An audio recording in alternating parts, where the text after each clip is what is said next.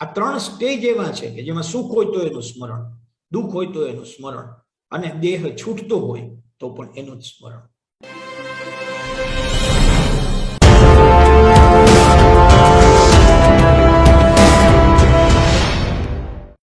શાસ્ત્રમાં ત્રણ વસ્તુ કહેવામાં આવી છે. હું ફરીવાર એક કોટ કરું: સુખાવસાને, દુઃખાવસાને અને દેહાવસાને. આ ત્રણ સરસ શબ્દો છે. સુખાવસાને પણ સ્મરણ, દુઃખાવસાને પણ સ્મરણ અને દેહાવસાને પણ સ્મરણ. આ ત્રણ સ્ટેજ એવા છે કે જેમાં સુખ હોય તો એનું સ્મરણ, દુઃખ હોય તો એનું સ્મરણ, અને દેહ છૂટતો હોય તો પણ એનું જ સ્મરણ. તમે એની સાથે કનેક્ટિવિટી બનાવી રાખશો તો એ તો અનલિમિટેડ કનેક્ટિવિટીનો માસ્ટર છે. કુંતાજીએ સુખમાં ભગવાનને યાદ કર્યા, અર્જુને દુઃખમાં ભગવાનને યાદ કર્યા, અને ભીષ્મ પિતામહે દેહ છોડતી વખતે ભગવાનને યાદ કર્યા.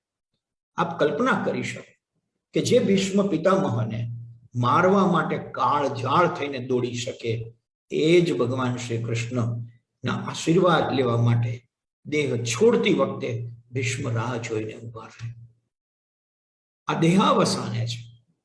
તમે જે કરી રહ્યા છો તે પ્રત્યેક પળમાં તમારા દ્વારા ઈશ્વરનું સ્મરણ એ હકીકતમાં આપણા દ્વારા કહેવાયેલું ઈશ્વરને વચન છે, સંભવામી ક્ષણે ક્ષણે. મિત્રો, હું મારા સમય પ્રમાણે 5 મિનિટમાં મારી વાતનું સમાપન કરું, અને સમાપનની અંદર 2-3 બાબતો આજની આપણને સ્પર્શતી હોય એવી ખાસ કરું, જેથી કરીને આજના યુગમાં, અત્યારના વિપરીત સમયમાં, વિપતગામી પરિબળોની વચ્ચે કુદરત જ્યારે રૂઠી છે એવું લાગે છે ત્યારે શું કરવું? બહુ સહેલી વાત છે. મારું તો એવું માનવું છે કે આ કોરોના છે એ ભગવાન શ્રી કૃષ્ણ દ્વારા એક વધુ દર્શન છે. મેં ગયા નવેમ્બરમાં જ્યારે કોરોનાનો સામનો કર્યો અને એક રૂમમાં બેઠો 14-15 દિવસ, ત્યારે મને એવી અનુભૂતિ થઈ કે આપણે સૌ નસીબદાર છીએ. કેમ નસીબદાર છીએ? એટલા માટે નસીબદાર કે હકીકતની અંદર આપણને કૃષ્ણ આ સ્વરૂપમાં અત્યારે જોવા મળ્યા છે. સંભવામી યુગે યુગે એકના એક સ્વરૂપે નહીં આવે. એ ફરી એકવાર પિતાંબરને હાથમાં વાંસળી લઈને ક્યારેય આવશે નહીં. એ સમય ગયો. ગોપીઓ પણ ફરીવાર નથી જોઈ શકી, તો આપણે ક્યાં એટલા પ્રેમી છીએ કે આપણે એને ફરીવાર જોઈ શકીએ? We will have to accept our own dear God in another form. મને ને તમને ખ્યાલ છે કે આપણે ભગવદ્ ગીતાની અંદર, મહાભારત દરમિયાન એક સ્વરૂપ જોયું છે. બહુ નાના હતા ત્યારે કૃષ્ણનું એક સ્વરૂપ જોયું છે. માટી ખાવાની પ્રક્રિયા કરતા નાનકડા કાનાને પકડી લે છે માં, અને યશોદા એમ કહે છે કે તે માટી ખાધી છે? તો મેં નથી ખાધી. તો કે ના, તે ખાધી છે. અને માં મોઢું દબાવીને જ્યારે મોઢું ખોલે છે ત્યારે એની અંદર એમને બ્રહ્માંડનું દર્શન કૃષ્ણ આપે છે. બ્રહ્માંડ દેખાડે છે, અને માં એ વેટાણે મૂર્છિત થઈ જાય છે. તમે કલ્પના કરો, ઈશ્વર જેવા હતા એવા આવે ને સર, તો આપણે લોકો જીવતા ન રહીએ. એમનું ઓજસ એવું હોય, એની આભા એવી હોય તો આપણે મૂર્છિત થઈ જઈએ. યશોદા જો મૂર્છિત થાય તો આપણી કઈ વિશાળ છે? એ થયું, એ બ્રહ્માંડ દર્શન કરાવ્યું. ફરી એકવાર આપણને ખ્યાલ છે કે ગીતાનું પઠન ગીતા કહેતી વખતે અર્જુન જેટલો નબળો કોઈ વિદ્યાર્થી નહોતો. પૂછ્યા જ કરે. કેટલું સમજાવ્યું, સમજવાની તૈયારી જ નહીં. અને એક સમય તો એવો આવ્યો કે એને કૃષ્ણ ઉપર એવો આરોપ મૂક્યો. 5મા અધ્યાયમાં એવું કહ્યું છે કે તમે મને મિસગાઈડ કરો છો. એક કોરથી કહો છો કે દેહનું કોઈ અસર નથી, બીજી કોરથી તમે મને દેહનું મહત્વ સમજાવો છો. તમે મને સ્પષ્ટ માર્ગદર્શન આપો, ગોઠે ચડાવો નહીં. ડોન્ટ કન્ફ્યુઝ મી, એવું અર્જુન કહે છે. અને એ વખતે એમ કહે છે કે તમે કોણ છો? તમારું મૂળ સ્વરૂપ બતાવો. ત્યારે જે વિરાટ દર્શન મહાભારતના કુરુક્ષેત્રમાં અર્જુનને જોવા મળે છે, એ બીજું દર્શન છે, વિરાટ દર્શન છે.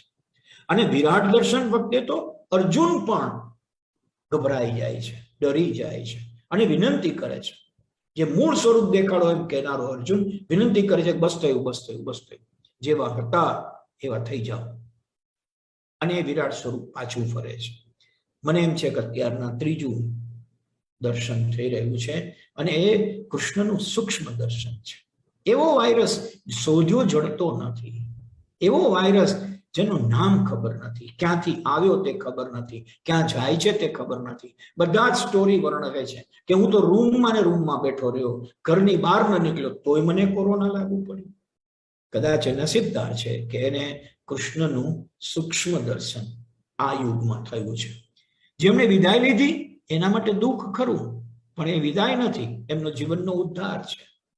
એમ કહેવાય છે, રામાયણમાં સ્પષ્ટ કહ્યું છે કે ભગવાન કોઈનો વધ નથી કરતા, ભગવાન જેને મારે છે એનો ઉદ્ધાર કરે છે. આ વાત મેં અત્યારે એટલા માટે કરી કે તમે સંભવામી યુગે યુગે માટે ડોન્ટ વેઇટ કે હેલ્પ કરવા આવશે, એ મુશ્કેલી સર્જવા પણ આવશે, એ તમારી સામે પડકાર ખડો કરવા પણ આવશે. ક્યારેક કલ્પના કરીએ નિરાંતે બેસીને કે આ 1.5-2 વર્ષના ગાળામાં આપણે આપણું કેટલું રિસર્ચ કર્યું, આપણે કેટલી નવી શોધો કરી, આપણે કેટલા આગળ વધ્યા, તો પણ વિચારવા જેવું છે. એ પડકાર રૂપે આવ્યું અને આપણને એને અંદરથી બરાબર ઉચકાવ્યા કે લે ભાઈ કામે લાગ.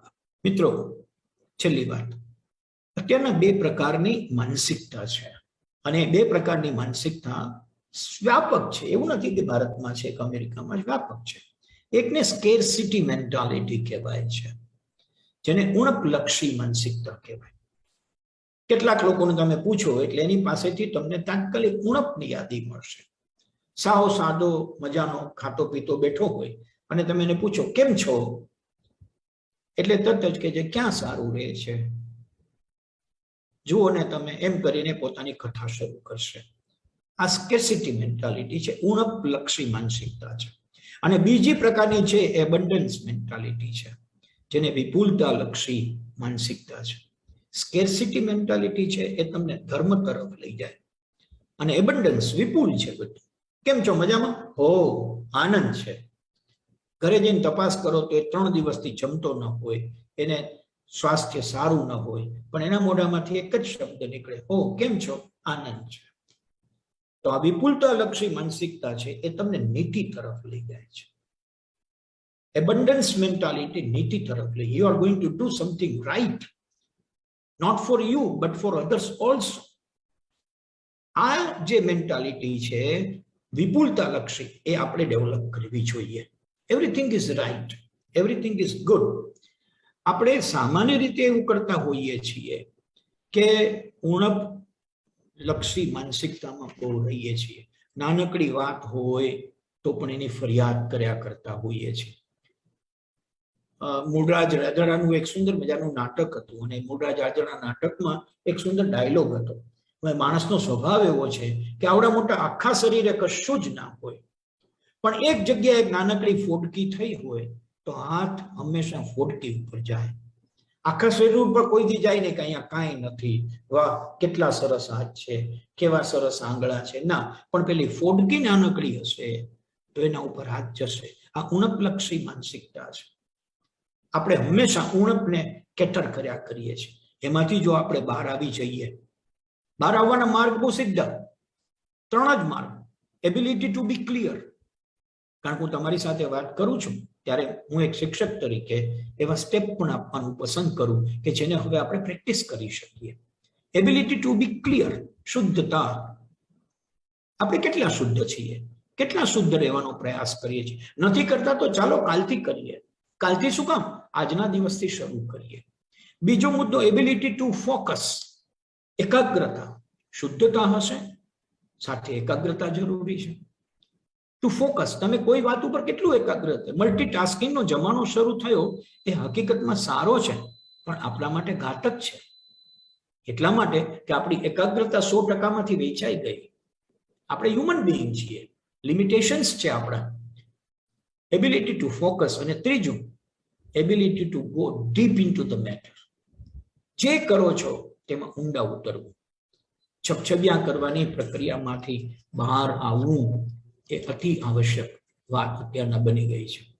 મને એવું લાગે છે મિત્રો કે જાણીતી વાત, ખોરાકને દવા ગણીને ખાઓ, નહીં તો દવાઓ જમવાની જેમ ખાવી પડશે.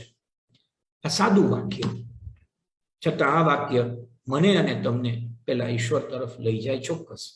માણસ અને માનવમાં ભેદ છે, આ જરા સમજો. આ સમજી લીધા પછી એ ભેદને પારખી લો અને એ પ્રમાણે જીવન જીવો. એક વાત બહુ યાદ રાખવા જેવી, તમે જન્મો છો ત્યારે લોકોને ગમો છો, અને પછી તમે મરી જાઓ પછી લોકોને ગમો છો.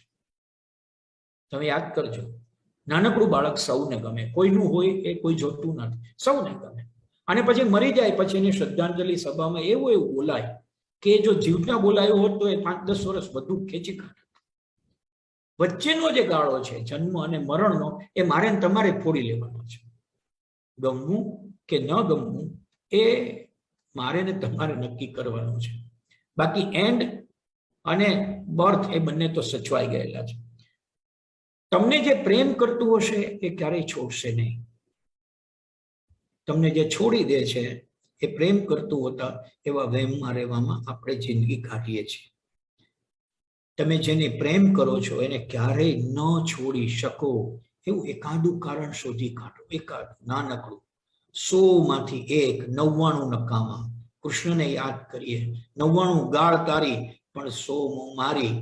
એમ એક કારણ શોધો ને એક કારણ બરાબર સાથે પકડીને જીવ્યા કરો. ચિંતા કરવા જેવું નથી.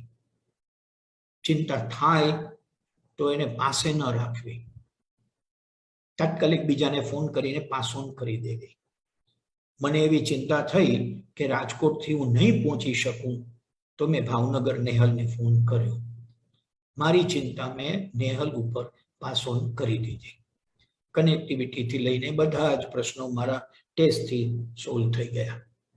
મારું એવું માનવું છે કે આ રીતે જો આપણે જીવન જીવવાનો પ્રયાસ કરીએ તો નથી બનતું કે ક્યારેય આપણને ઈશ્વર ન બને. એક બાબત જે શરૂઆતમાં આપણે ચર્ચિત હતી એ આપણે ક્લિયર કરી લઈએ. સાયન્સ શું છે અને રિલિજન શું છે? એક વ્યાખ્યા, નાનકડું એક વાક્ય. Look at the mind. Look at the mind as a function of matter. Look at the mind as a function of matter and you have science. બીજું વાક્ય, look at the matter as the product of the mind. Look at the matter as the product of the mind and you have religion. આ religion અને સાયન્સની બહુ clear definition છે. બંનેની અંદર એકની એક વસ્તુઓ છે, ઇન્ટરપ્રિટેશન અલગ છે. મને યાદ છે રમણ મહર્ષિ સ્ટેટ ઓફ આઈ વિશે વાત કરે, જેની અંદર 3 મુદ્દાઓ કયા. મારું આપ સૌને નિવેદન છે અને મારી નાનકડી વિનંતી છે કે આ 3 મુદ્દાને પકડીને આપણે રોજ જીવવાનું શરૂ કરીએ તો આપણને વાંધો નહીં આવે. 3 સ્ટેટ ઓફ આઈ કયા છે? I in time, I in time, I with time and timeless I. બરાબર મનમાં ઉતારી લેવા જેવું છે મિત્રો. આજના દિવસનું આ એક ભાથું ગાડીએ.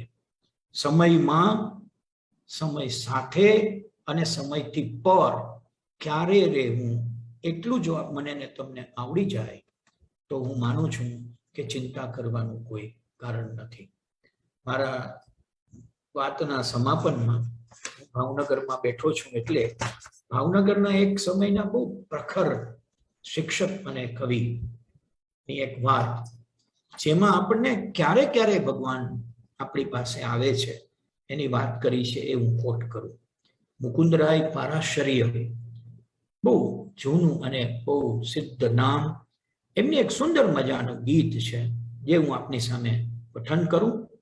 હરી મને કોકિલ બનાવી વનમાં મૂક્યો, હરી મને કોકિલ બનાવી વનમાં મૂક્યો, વળી તમે વસંત બનીને વિલસ્યા પાસ, હવે હું મૂંગો કેમ રહું. હરી મને કોકિલ બનાવી વનમાં મૂક્યો, વળી તમે વસંત બનીને વિલસ્યા પાસ, હવે હું મૂંગો કેમ રહું. હરી મને ઝરણ બનાવી ગિરીથી દોડવ્યો, હરી મને ઝરણ બનાવી ગિરીથી દોડવ્યો, વળી તમે દરિયો થઈ દીધી દિલે આશ, હવે હું સૂતો કેમ રહું. ક્યાં નથી હરી? જુઓ, હરી મને સુવાસ બનાવી કળિયું ખીલવી, હરી મને સુવાસ બનાવી કળિયું ખીલવી, વળી તમે પવનો થઈ પ્રસર્યા છો પાસ, હવે હું બાંધ્યો કેમ રહું. હરી મને દીપક પેટાવી દિવેલ પૂર્યા, હવી મને દીપક પેટાવી દિવેલ પૂર્યા, વળી તમે ફરતા ફેલાયા થઈ આકાશ, હવે હું ઢાંક્યો કેમ રહું. હરી મને હું પદ આપીને પુરુષાર્થી કર્યો. અહમની એક જુદો જ ખ્યાલ કવિ રજૂ કરે છે. હરી મને હું પદ આપીને પુરુષાર્થી કર્યો, વળી તમે પરમ પદ થઈ દીધી પ્યાસ, હવે હું જુદો કેમ રહું. મારી આસપાસ ક્ષણે ક્ષણે ઈશ્વર છે. એ ક્યારેક મને કોયલ બનાવે છે અને મારી આજુબાજુ વસંત થઈને ફરે છે. એ મને ક્યારેક ઝરણું બનાવીને પર્વત ઉપરથી નીચે મોકલે છે અને નીચે મને ઝીલવા માટે દરિયો તત્પર હોય છે. એ મને ક્યારેક સુગંધ બનાવીને કળીમાં પૂરી દે છે અને એ સુગંધ પ્રસરે એના માટે પોતે પવન બની જાય છે. મને દિવેલ પૂરેલી વાટ બનાવે છે અને એ વાટની અંદરનો પ્રકાશ થાય એવું આકાશ પોતે બની જાય છે. એ મને હુંકાર આપ્યો અને એને પરિણામે મને પુરુષાર્થ કરવાની ઈચ્છા થઈ અને એમને આ પુરુષાર્થ ચાલુ રહે એની મને પ્યાસ આપી, તરસ આપી. હે હરિ, હું મૂંગો કેમ રહું, સૂતો કેમ રહું, બાંધ્યો કેમ રહું, ઢાંક્યો કેમ રહું અને તારાથી જુદો કેમ રહું. જો ઈશ્વર થી હું જુદો નથી તો હકીકતમાં સંભવામી ક્ષણે ક્ષણે. નમસ્કાર.